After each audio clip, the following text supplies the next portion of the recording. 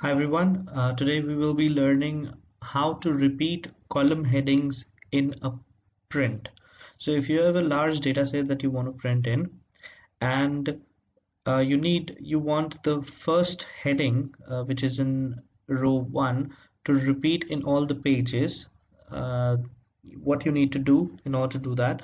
So I'll just show you how the print preview reflects here. So I'll go to File,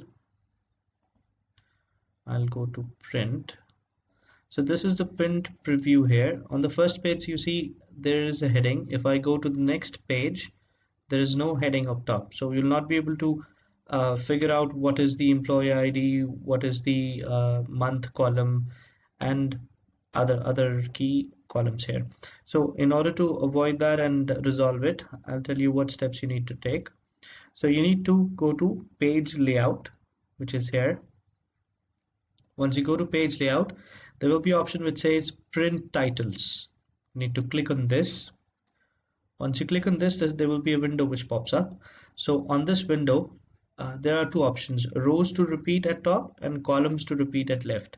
So currently we want to do it on the rows, which is here at the top.